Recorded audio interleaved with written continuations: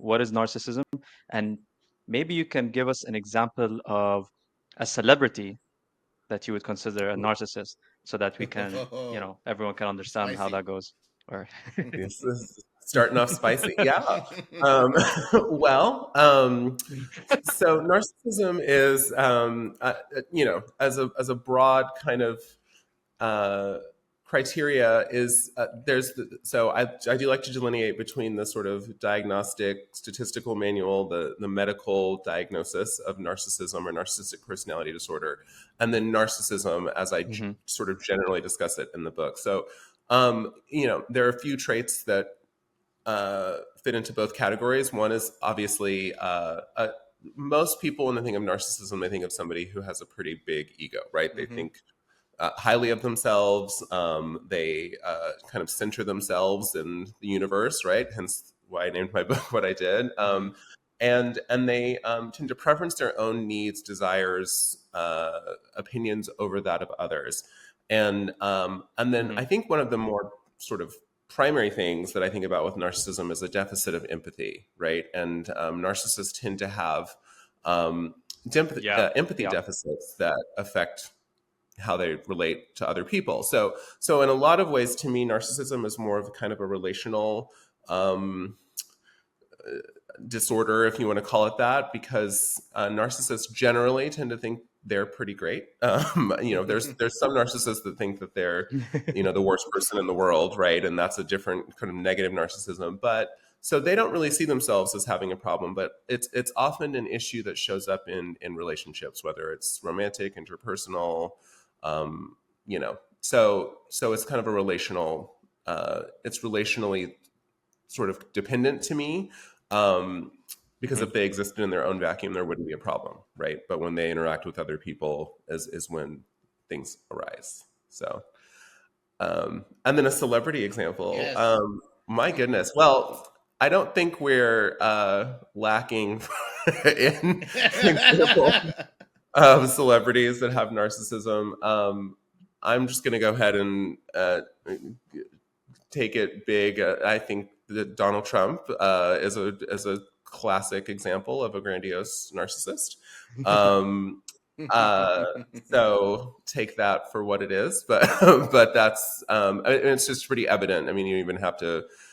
He displays all of the characteristics, and he's such a big personality anyway that it's just on display for Mm. all the time. So What's the difference between someone that's confident and someone that's a narcissist?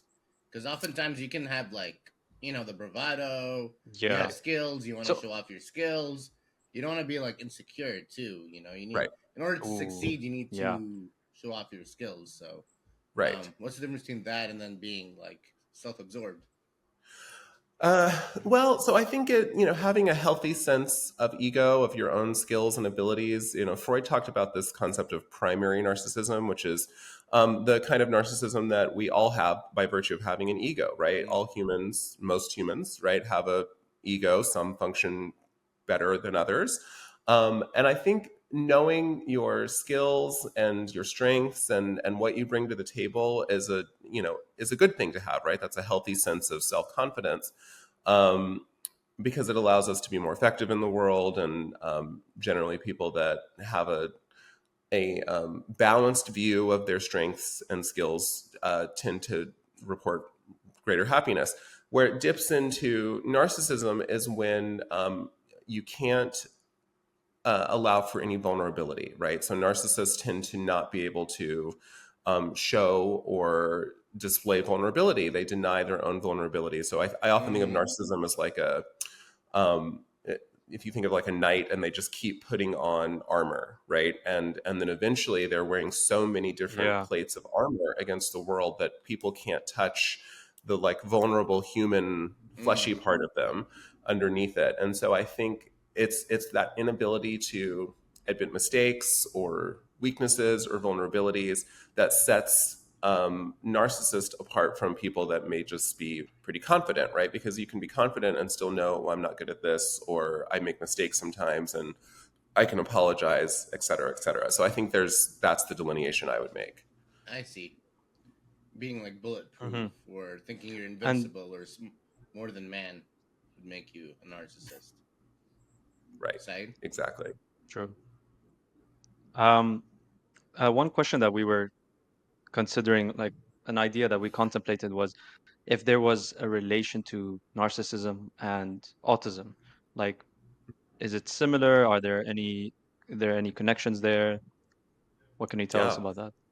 That's a great question. I've been writing a lot about that on my Substack. So I actually am on the spectrum. I was late diagnosed actually this year, but Mhm. always had suspicions. And so I think there's some misconceptions about what that means. Mm. There's a lot of misconceptions, but one of the biggest one, and when I did the research for my first book, um, I came across a lot of sort of studies in the 2000s and 90s about how autistic people don't have empathy or they struggle with empathy. And that's a pervasive kind of notion that's still out there. And it's just not true, right? Of course, there are some uh, uh, autistic people that do struggle with empathy, or at least getting to empathy through the circuits that neurotypical people do, right? They may not immediately know what someone else Yeah. is feeling by looking at them, right?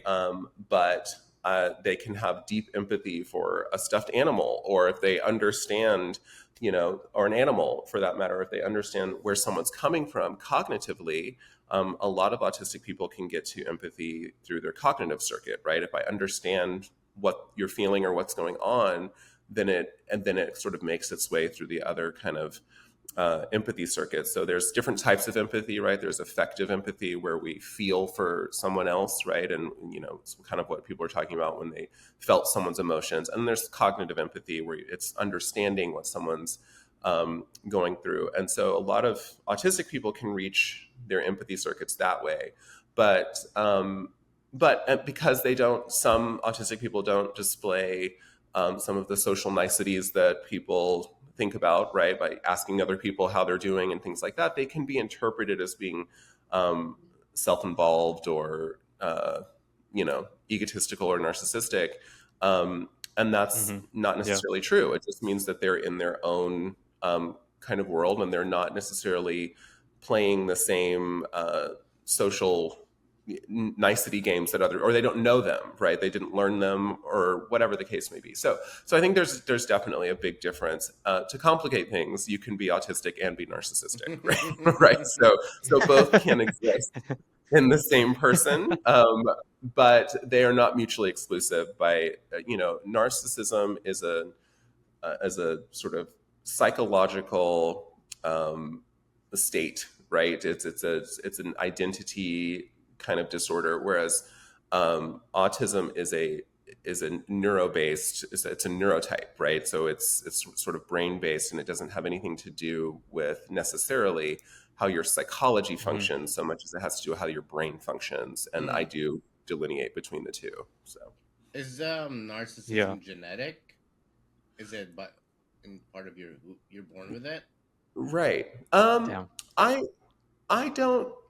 So I think it's, I talk about this in both books, but I think it's narcissism forms in a holistic way. I think Mm-hmm. there may be some genetic components to it where some people are born with predisposition. There's some research studies that have shown that, if you have a narcissistic parent, and certainly if you have two narcissistic parents, there's a higher likelihood that you may have inherited some traits Yeah. that could lend themselves or develop into narcissism.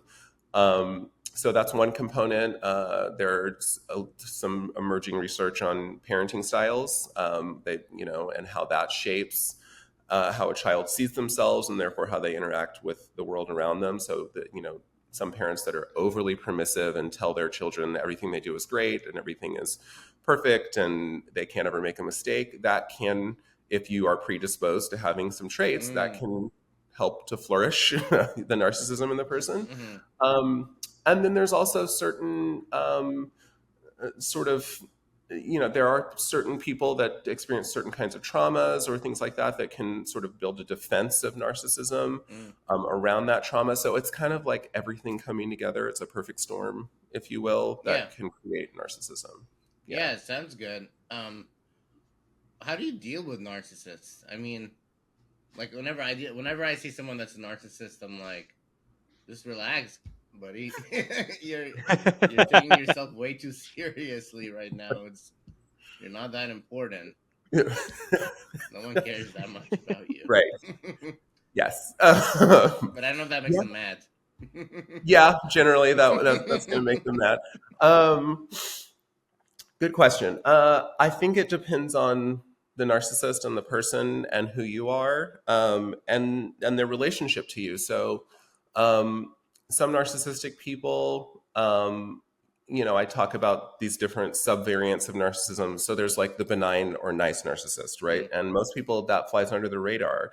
And so you may not even know that person is narcissistic. They may be fun to be around. You can have a good time with them, but like they can't handle deep conversations, and if you have something going on, they certainly don't want to hear about that, right? They just want to keep it light and keep it moving, and they tend to back Yeah. away from conflict. We've Mhm. all kind of met that person, right, where it's like, okay, they're okay to be around for a few hours and have fun with, but like there's not a lot of depth there, and they're not interested in cultivating real relationships with Mhm. people.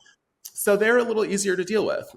Some of the other variants, like the grandiose narcissist, can be challenging, right? Because they think they're the best thing in the room everywhere they go, and they're the smartest person in the world, um, and they do take themselves really seriously.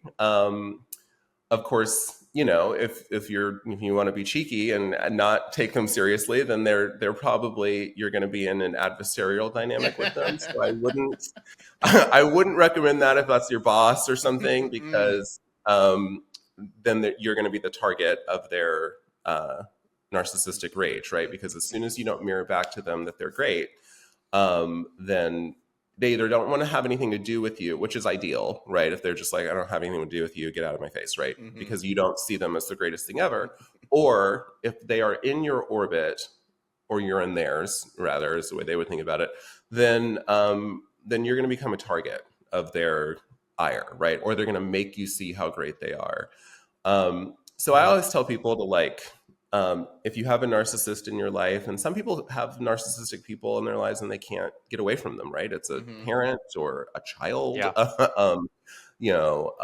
or a spouse that you're not ready to leave. Then the best thing to do is gray rocking is a term that some people may be familiar with, but it's where you don't really give them any content to feed on, right? Because narcissistic people kind of feed on other people's energy, right? Which is why you can feel drained when Mhm. you're around them.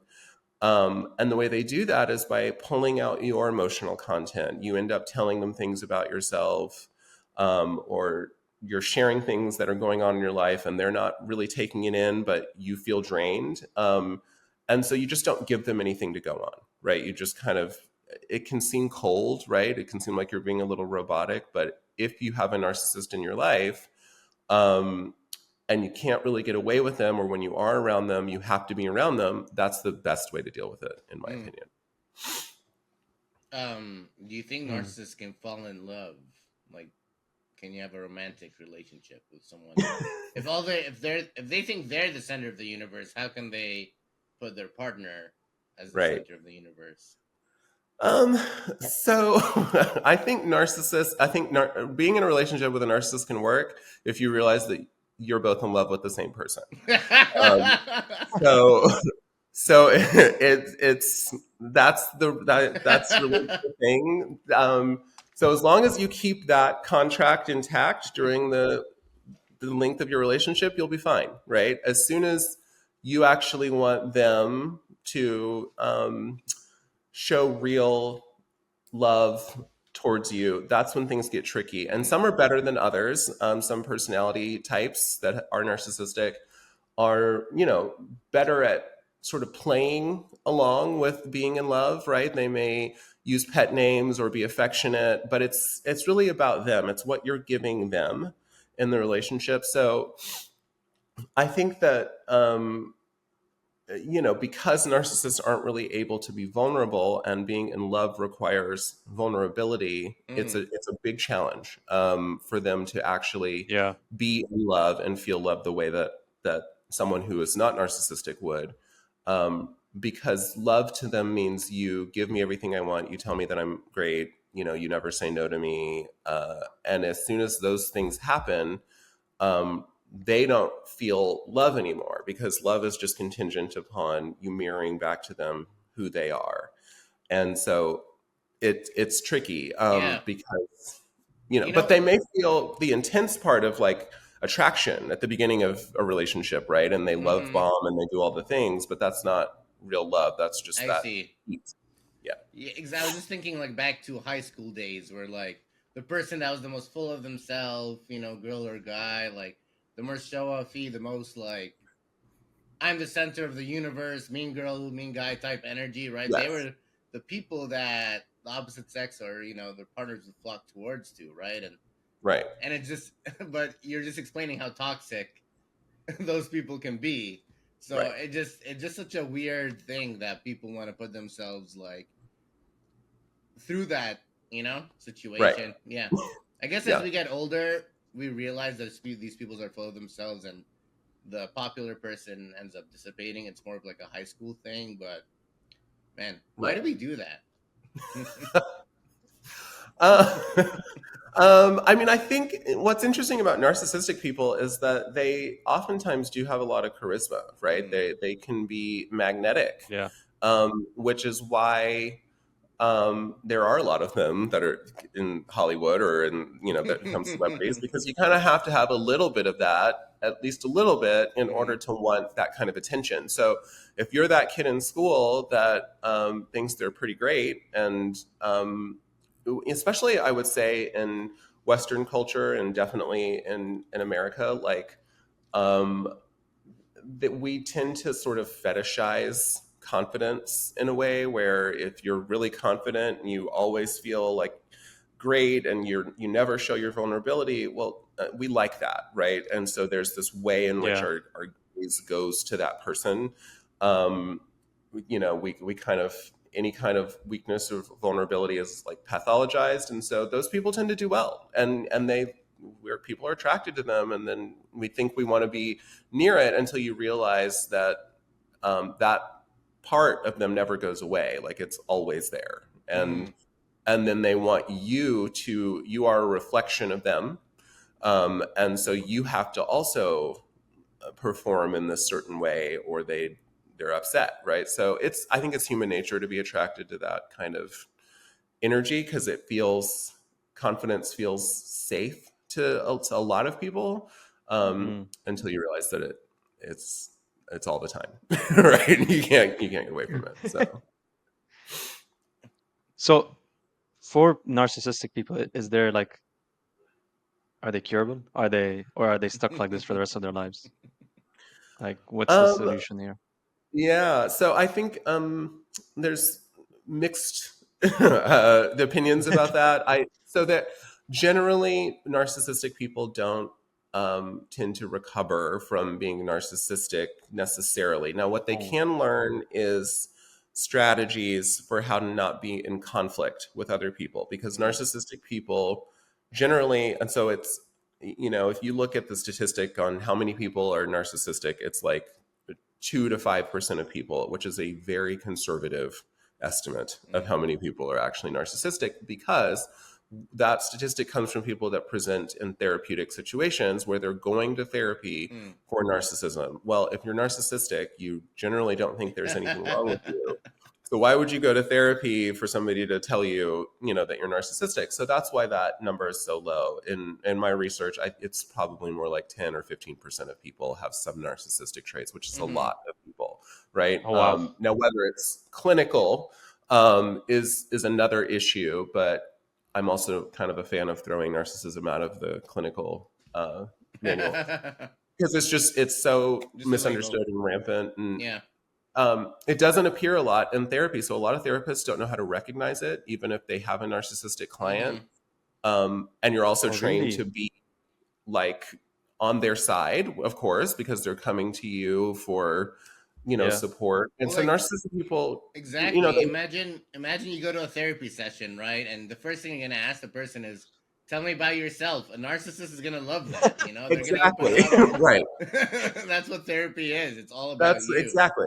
That's what they want, is to talk about themselves, and that's what you do in therapy, right? So and you're going to hear their side of the story, and it's going to seem like everything that happens is because someone else didn't do this or didn't do that or didn't appreciate this.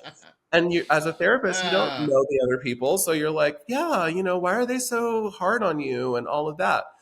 um, so they don't present in therapy a lot, mm, because at least for Mm-hmm. that, they present for other things, depression, anxiety, the same things that other people go through, they go through, losing a job, the ending of a relationship.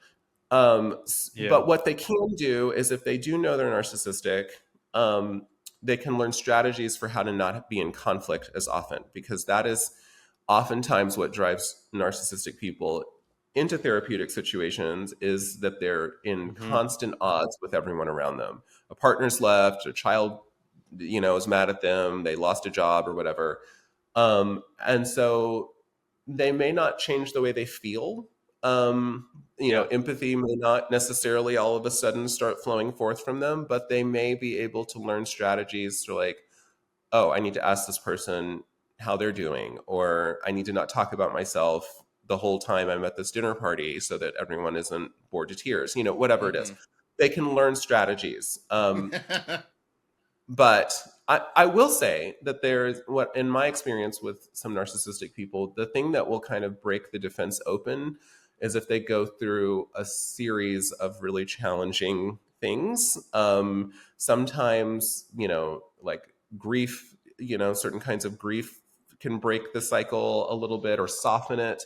I have Mm-hmm. someone narcissistic in my family who Mm. has memory issues now, and they're in their 90s, and they're a lot softer and nicer. It's like they forgot all the narcissistic defenses.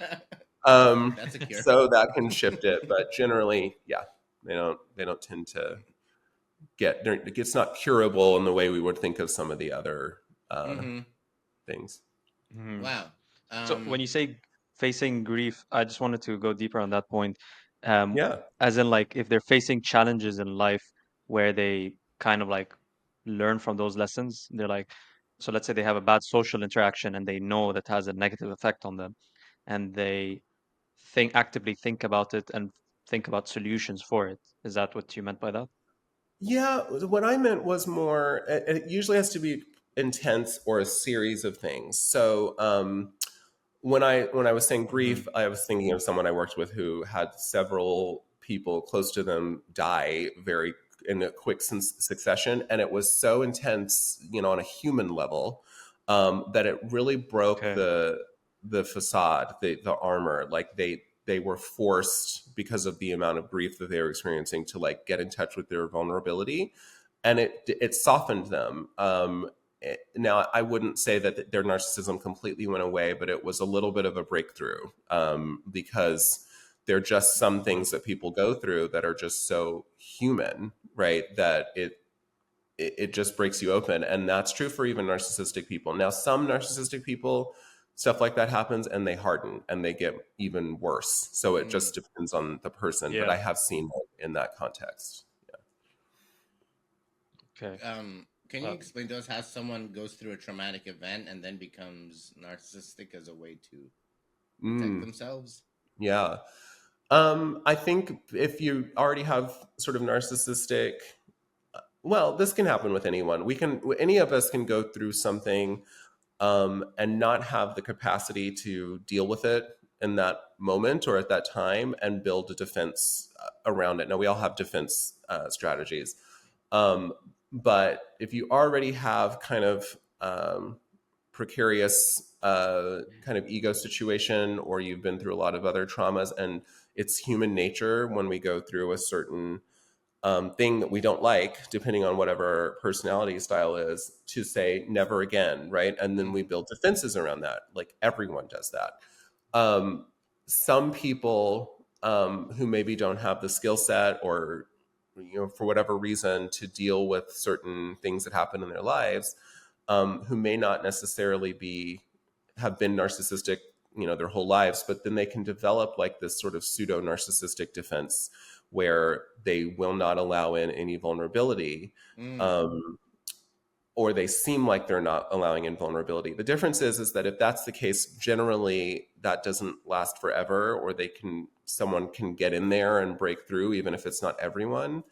But but yeah, someone could theoretically go through something and then develop, a narcissistic defense. The difference is that if it wasn't there throughout the lifespan, it's probably not going to become so intense that it can't be broken. However, there's something called acquired Ah. narcissism, which is what happens with like celebrities. So someone that may not have been narcissistic when they were younger or growing up, and then they get famous or they start getting a lot of attention, and all of a sudden, Mm. um, they start acting like a narcissist. And we see Mm, this, like there was a study done on people that like social media influencers, where mm. people, all of a sudden they got a little bit of fame and some followers, They get like an and inflated this, ego.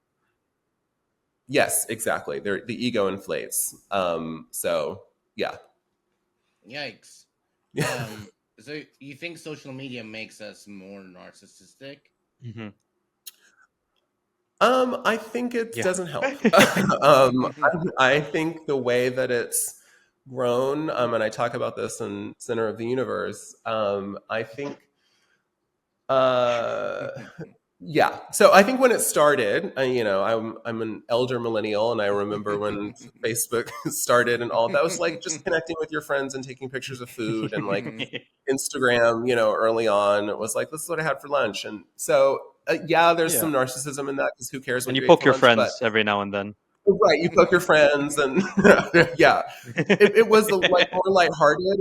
And now that it's this commodified kind of machine and this billion-dollar industry, um, Yeah. and it's sort of fed into this desire that I think is in most people of like, I want to be significant and I want to be special and I want people to listen to what I have to say. And the problem is that now everybody thinks they have something to say that everyone should listen to, and Yeah. that everything they do should be watched and viewed. And I came across a really disturbing study that was talking about high school kids and how their vocations have changed, that they want to do, where now it's like, I want to be famous, or I want to be an influencer, where it used to be like, I want to be a doctor and I want to be a veterinarian. It's completely shifted to this more outward facing attention economy Mm. thing.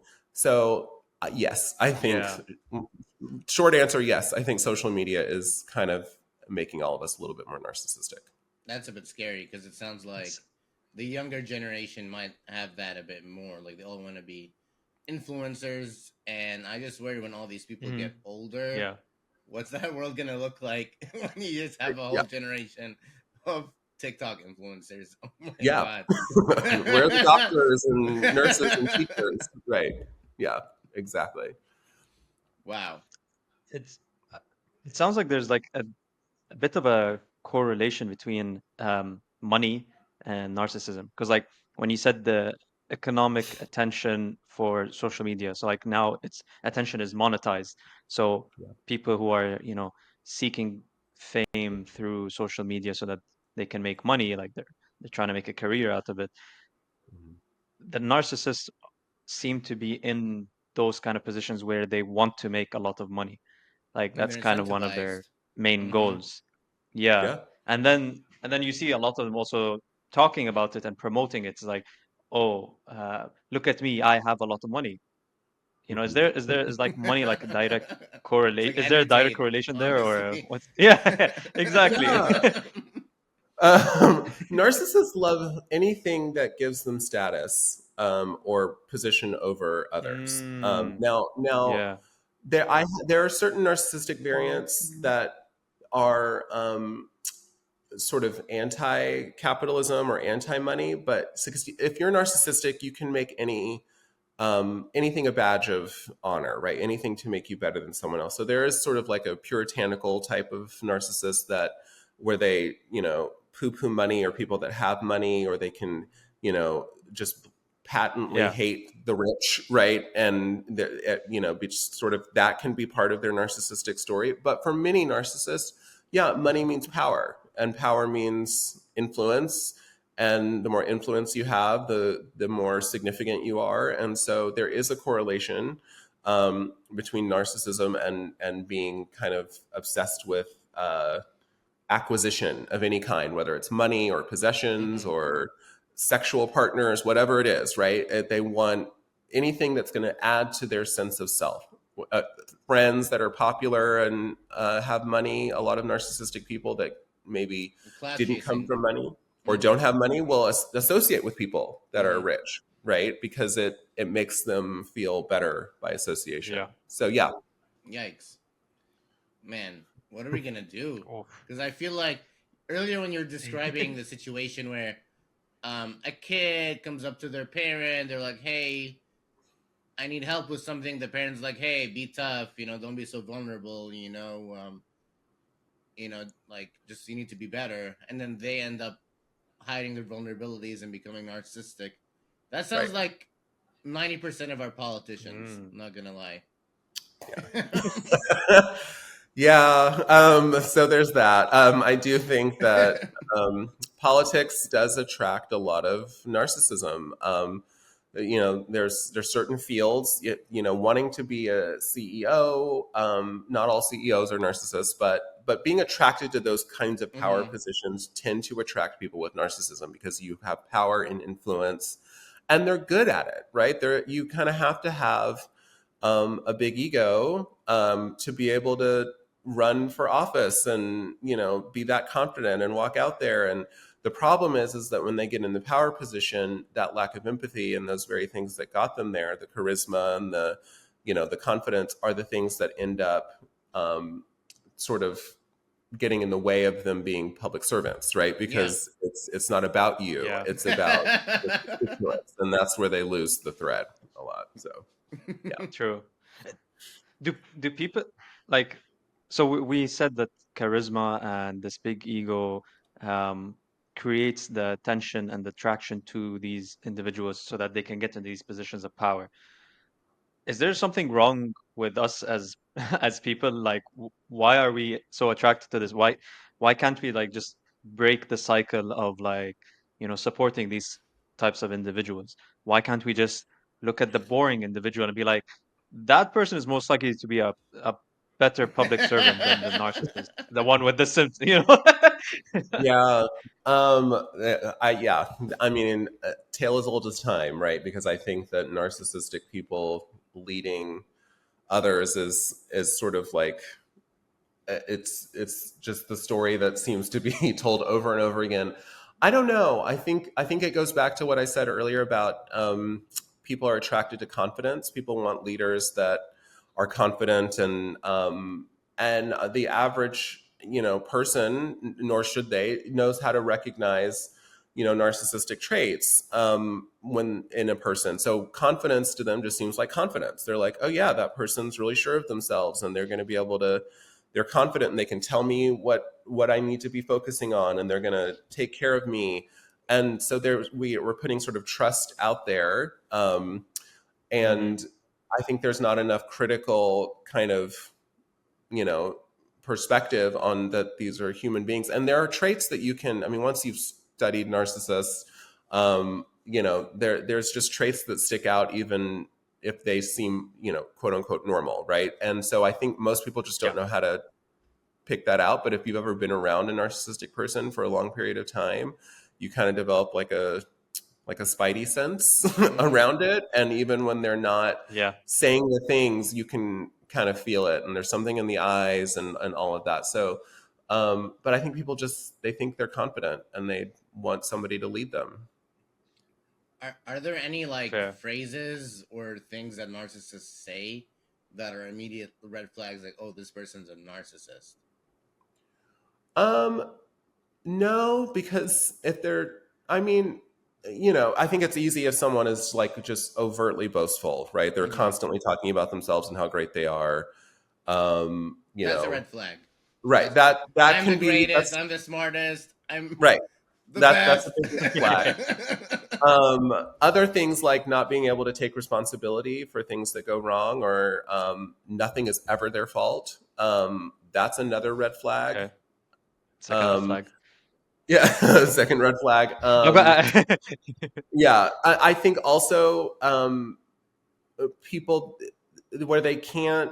We've all talked to those people like when we've gone through something or something bad happens, and they're just like, "Well, that sucks," and Mm. then like they move on. Um, that over time once or twice you might be like, okay, well, maybe they weren't listening, or but if they can't attune to you in any way, and it always gets turned back to them, even stuff you've gone through somehow is about them, that's a red flag. Mhm. So those are kind of overarching things, but a lot of narcissistic people can be very charming. Early in a relationship, whether it's a platonic or a work relationship, it's part of, we all have these, superpowers, and a lot of narcissistic people get to be really charming and Mm. pull people in. And so then you don't really know until you're in it. And so Yeah. it, it just depends on the person. But those three that I gave are kind of the easiest to pick out and see pretty early on. Nice. So So they just make talk a it lot about about themselves. themselves. Yeah.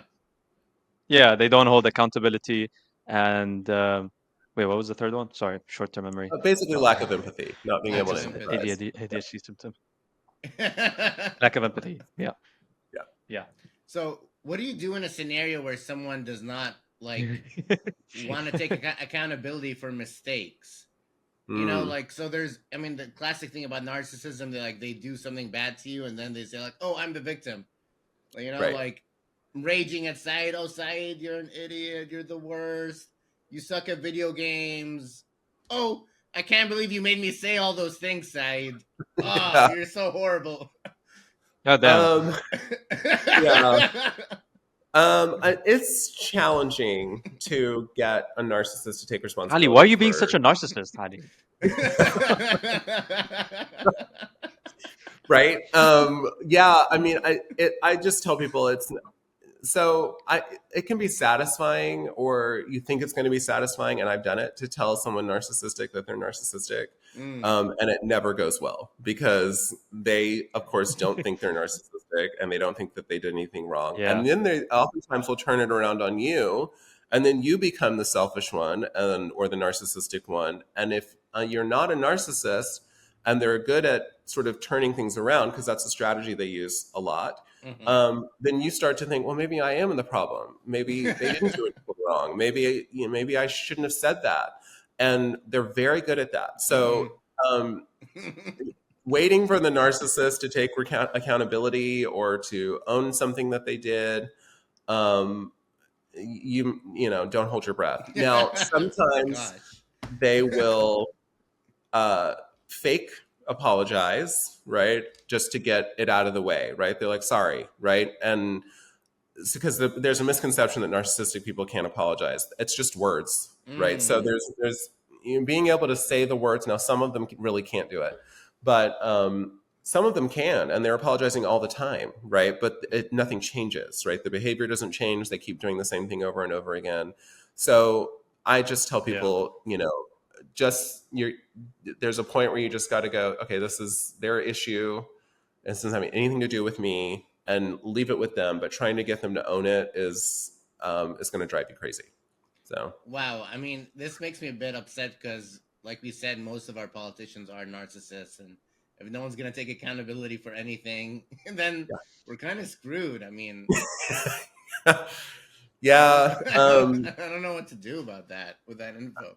yeah. I think And it's until our values change around what's important, I think then things start to change. I also think systemic changes have to happen. Politics should not be something that people pursue for money and fame, right? And right now, in especially national politics, it's so appealing, because it's a way to get power, influence, and fame. And in other countries, politicians aren't necessarily treated with those perks, And so I think until those things kind of shift a little bit, Mm. then we're going to keep attracting narcissistic people into the political realm, because it's a great way to get narcissistic supply, which is all what they need to sort of feel like they're great and wonderful. So yeah, it's going to take some doing to undo some of these things. Yikes! And man, we have such a weird culture too with like celebrity worship. Like Yes. people think yeah. celebrities are like more than man, like gods, amongst men, and Yeah. people love it. People actually Yeah. love worshiping celebrities, and Yes. oh my god, you see what Justin Bieber did? I'm gonna, follow him around, and just that kind of Yeah, they have like energy. cult But like, followings. Yeah. yeah, what does that do? I can't imagine what that does to you as the like artist. You're just a musician, but now Yeah. you're put in this position where people are looking up to you like you're, you know, God. Yeah. Yeah, no, that's where the acquired narcissism piece can happen, because it's if everybody is thinks you're amazing, right? And after a while, even if you have now, there are some celebrities that like maintain that humility. Like Keanu Reeves, for example, comes to Totally. mind. Everyone's like Mm-hmm. he's like the most down to earth person Mm-hmm. ever. There are those people out Hell there yeah. where they're just going to stay that person. But most people, it's alluring, right? And like I said, there's a part of you that wouldn't have been attracted to that line of work. That, I mean, you want attention, right? You, even if you love the craft of acting, right? You still want the attention for the acting. So once people start paying attention to it, it's hard, um, especially early on, for a lot of celebrities to resist the ego inflation. Like, it's going to Mm-hmm. happen, but then there's that other side of fame too, where you get the really crazy people that stalk you, and you never get a moment alone. And then I think it's like a double-edged sword. But at first, I think it's like, yeah, and we are absolutely obsessed with celebrity and fame, and that's just continued to Hmm. get worse, over the past half a century, especially the past couple decades. Why do you think it's getting So, worse over time? Like, why are we so obsessive over it? Why is that part Um, of our w- culture? You know? Yeah, I think in the last 10 years, it's gotten worse because everybody thinks that they should be famous too. So this links back to the social media thing. Um, and so, and like, in the book, I talk about, the start of reality TV, Mm. stardom, right? And it was novel then. And it was like you could be famous for not having any kind of talent, right? Or just watch my life, or just be famous because you're attractive and Mm-hmm. have siblings and you're on TV, right? So Mm-hmm. so there's that whole thing, and then what it created was this opening where then you have like Mm. YouTubers that are famous, and like literally all they do is get on and do whatever they do and talk about Mm-hmm. whatever, and people follow them. And so then there became this thing where um, everyone thought, oh, fame is within reach for me, right? And it is, like, if you have the time and Hmm. energy and you know personality to go out there and put yourself out there, someone's going to watch and listen. And so it's shifted from celebrity and fame being this like elite thing that you had to get into and you had to know someone and all of that, to like Mm-hmm. it's up for grabs for anybody. And so I think it's just created even more of a frenzy around, I want to be famous and I want people to pay attention to me. And like, why do you Hmm. think it used to be like very well produced, like Stephen Colbert show, like very highly produced, and now more simple YouTube-y, like what we're kind of doing right now, more down to Yeah. earth. And then the new things that are coming out are more like Twitch streaming and live streaming, like streaming hours and hours a day, like way more raw, way more, I don't know, real of interaction. What do you think Yeah. that you know that that shows about our culture? Yeah, I mean, I on the one hand, I think there's sort of this democratization of attention economy, like where it's not just in the hands of Hollywood execs of who gets greenlit into. So I do think there's some benefits to it because it's platformed some voices and people that need to be heard and may Mm-hmm. not have had the resources to get there. Um, I think the like live stream, you're going to watch literally everything I do for the next 24 hours, like, to me that's overkill. And I do think it's part of that narcissistic social media Mm-hmm. thing where, but people watch it. So I mean, so on the one hand, it's like I get why people are attracted to it because it's like, oh, they're a normal person and they're just living their lives. But then, like, also, you're not living your lives. You're watching someone else live their life, like literally sleeping and like going to the bathroom and taking a shower. You can do those things too without watching them. So I do think there's like an interesting kind of thing happening where I get the desire that there's that sort of human desire to glimpse into people's lives, Mm. which is why reality TV was interesting. But now it's sort of gone into this realm where people aren't living their lives; they're watching other people live their lives, and that's a little weird to me. I think that we're going the wrong direction. But eventually, the pendulum's got to swing back the other way. I just don't know what's going to create that. But Mm-hmm. Um, do you think there's the Mhm. same amount of narcissistic people over history, or is it more of a newer phenomenon that we have? I definitely think Yeah. narcissism has always existed. I think it in the modern age, especially in the past 20, 30 years, I think that the culture is producing more narcissism than Mm. it used to because the values, late stage capitalism and everything is commodified, and like with the attention economy that we were just Mm-hmm. talking about. I think all of those things have contributed to just this huge. I do think it's growing, um, and there was a study. I think I talk about it in the book about kids are showing more narcissistic traits than they did 20 years ago. Even in middle school and high school, that's alarming. So there definitely is a rise.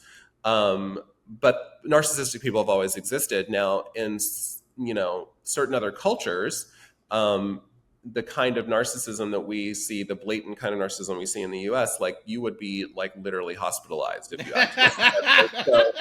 So I think they have. They're That's what like, I why are mean. You can't do right? that in China. I don't think you can go Yeah, around just you like just vlogging. I don't know if that's a thing. you're right. Like you can't.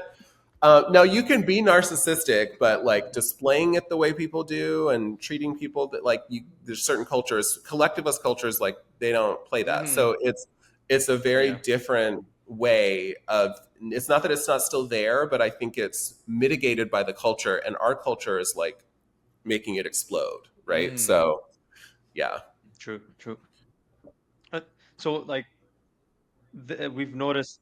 Obviously, we've been talking about narcissism this yeah, whole episode, but we've also know that there's people with mental disorders that also like somehow become famous or like are very attractive. What is it like? I'm still not like okay. I get there's charisma and right, there's like they know how to like be a gain attention, but right. is it just because like they're different? Is they're more interesting to people, Do you have or an is example? it like the strat? So like for example in stand-up comedy. So like I don't know if you watch Mm. what's Kill Tony. A lot of people with Mhm. like certain mental disorders, like specifically like autism, are becoming more popular in the stand-up scene be- because I feel like it's probably because they're adding a new genre to comedy, so people Mhm. are finding it more interesting. It's like something new Right. to the show. Yeah.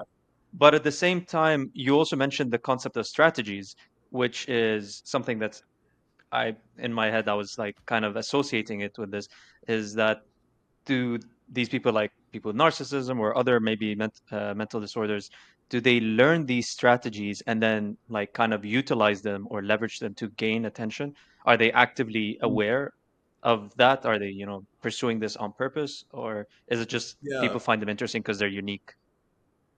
I think that um, that's a good question. So, I mean, there's definitely some mental disorders that can mimic narcissism.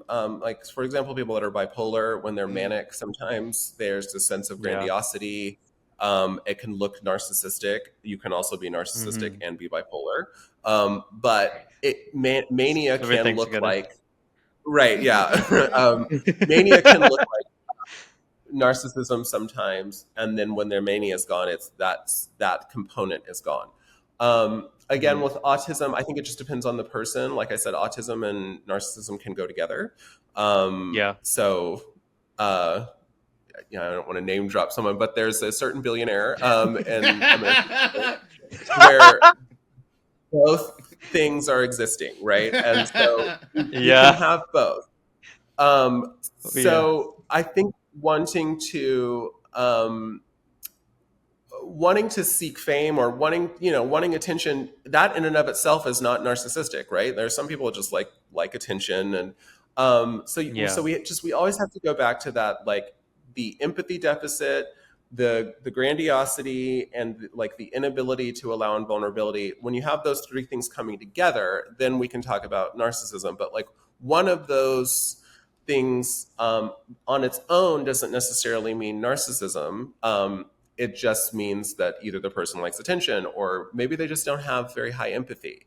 Empathy is a spectrum, Hmm. right? And Mm. so some people True. have very high empathy, and some people have low empathy. So you can have lowish empathy and not necessarily be narcissistic. Now, there's a higher chance that when you go down the empathy spectrum, you're going to get more narcissistic traits.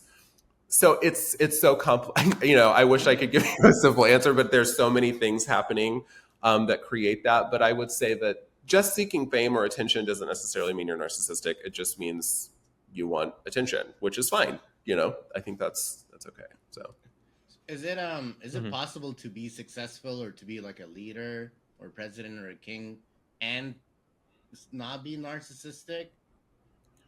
I think so. I think. I do think you have, in order to seek that kind of fame or attention or power. I do think that there's like a little bit of narcissism in there. It may not be what we call encapsulated narcissism, which is when the narcissism is so hardened that you can't break through it, and what we would call a narcissist. But you have enough confidence in there that you want to pursue that, or you really feel like you can create change, right? And Mm-hmm. that's another thing. And those are the politicians or leaders that I think we're losing, and we're just getting the people that want the attention. Mm-hmm. But if you really want to create change, that can push you to get that kind of power. But uh, I do think it serves them. I do think you have to have a certain amount of invulnerability. Criticism has to not land as hard on you as it might on other people, because you have to have a little bit of a Teflon Mm-hmm. skin. And I think that helps them. I'm sure they're definitely leaders throughout history that maybe weren't narcissistic, or people that find themselves in leadership positions that didn't necessarily seek them. Think like Gandhi or someone like that, or Yes, Nelson right, Mandela or someone like yeah. those people that want to change. But I wouldn't say Gandhi necessarily is a narcissist. I don't know. No, but he had a substantial ego. You kind of have to do it, but he was, and that's the other thing, is that like you can be narcissistic and do great things in the world, Mm-hmm. right? I mean, it just depends on what the values are behind what you're seeking, right? If you're seeking just your own power and influence and fame, or what you're putting out into the world is bigoted or hateful or unempathetic, well, then those things kind of don't go together. But if you have high values, right, and you're trying to create real change and help people, but you're still narcissistic, well, that happens all the time too. So Yeah. No, totally. I was just thinking So about like Marcus Aurelius, the philosopher yeah, king, and he practiced stoicism and daily like yes, writings, and he was intentionally trying to stay away from ego. He was aware that it was a trap, right, and he wanted to be hmm clear of that. So yes, there yes, is a way, but I guess you have to be like really on top of it. yeah, Then yeah. sounds good, Said. Anything else? um I did have just like one last question on this point was, from your perspective, this is doesn't have, not factual, just maybe your opinion. Yeah. Um, do you think that good narcissists should be allowed to exist? Like the ones you were saying that follow good values and and push for like those like a positive agenda. Yeah, I mean, I think all um narcissists, okay, so narcissists are people, right? And so I think whether we like them or not, they exist in the world, and they deserve the same dignity that all humans deserve. I think that I think if you have narcissism and you can channel it into more benevolent aims, then that's a Hmm. good use of the if you're going to have the narcissism, then at least channel it into something that helps others. And there are those, like I said, there are those narcissistic people out there that are yeah, they think really highly of themselves and they have big egos, but they're philanthropists or they help people. Now, Hmm. whether or not we'd have to ask people closest to them if it's, because they're the ones that probably get the brunt of the narcissistic traits. Um, I think what I would say is that narcissistic people, if and I've met them and worked with some of them that know they're narcissistic and want to not do harm um, on others. I think that that's that's about as good as any human can get, right? So I Hmm. think if Yeah, as long if you can't change the internal structure, at least strive to not do harm to others, and that is achievable for some of them that want to do that. So yeah. fair enough. Yeah, we'll take that. Um, Sterling, thank you so much for sharing all of your insight and knowledge on narcissism. Thank you guys for watching another episode of A2 the show. Before we end this, Sterling, where can people find you? Where can people access your books and learn more about narcissism?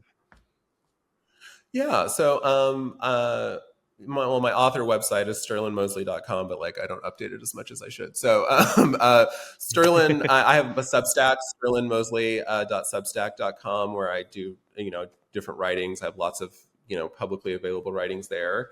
And then my books, Center of the Universe, Transforming the 27 Types of Narcissism from the Inside Out. It's the longest title ever. That's on Amazon. And then my first book, The Narcissist in You and Everyone Else, is also on Amazon. So you can get them both there. Um, yeah, so those are probably the primary ways to find me. And hopefully, people start learning more about this because I think it could really help us all more about narcissism. So yeah, Definitely. Thank you again, guys. We'll see you Thanks. later. And thank you. salute to cover the camera. Peace. Bye. We're out.